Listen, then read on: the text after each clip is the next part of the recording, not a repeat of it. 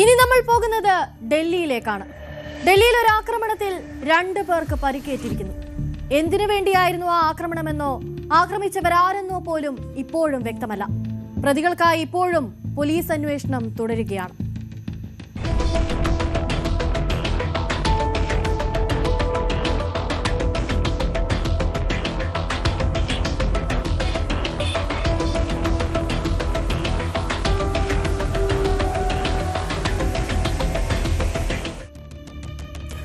ഡൽഹിയിലെ പർവിൻ ദേവി ക്ഷേത്രത്തിനടുത്തുള്ള കൃഷ്ണ പാർക്കിലാണ് ഈ ആക്രമണം നടക്കുന്നത്.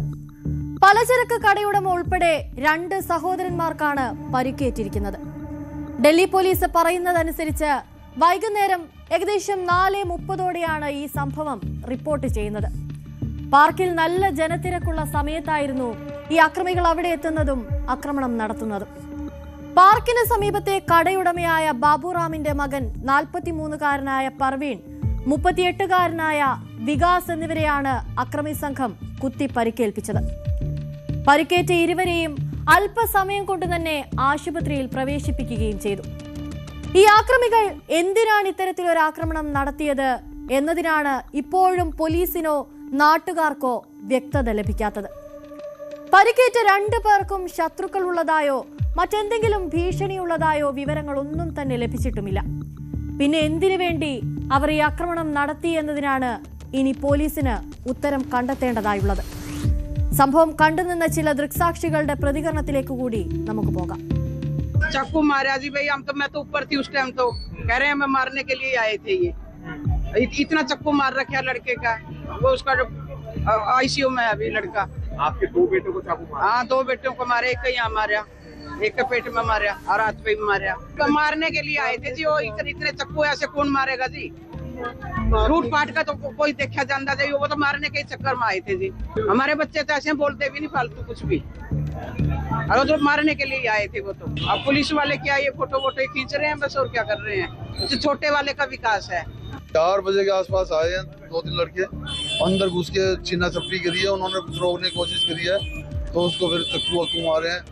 सामने से फिर कोई आदमी लठ लेके भागा तो वो भाग गए। कितने बदमाश थे वो लोग? किस से आए थे? अभी आए तो ये सामने झुकी हो जाए। പ്രാഥമിക അന്വേഷണത്തിനിടെ ട്രിഗിയിലെ ജെ ക്യാമ്പിൽ താമസിക്കുന്ന 2 പ്രതികളെ പോലീസ് തിരിച്ചറിഞ്ഞിട്ടുണ്ട്. സംശയിക്കപ്പെടുന്ന സ്ഥലങ്ങളിൽ പോലീസ് സംഘങ്ങൾ സജീവമായ റെയ്ഡുകൾ നടത്തുന്നുമുണ്ട്. പ്രതികളെ എത്രയും വേഗം പിടികൂടാനുള്ള ശ്രമങ്ങൾ ഇപ്പോഴും പുരോഗമിക്കുകയാണ്.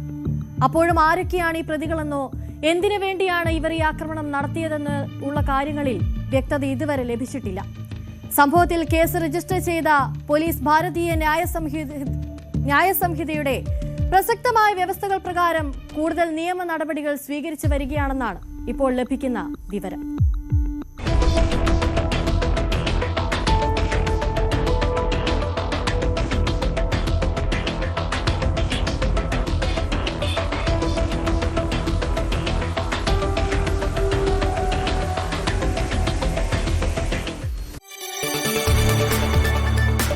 കൂടുതൽ വാർത്തകൾക്ക് News 18 Keralam YouTube channel subscribe ചെയ്യുക.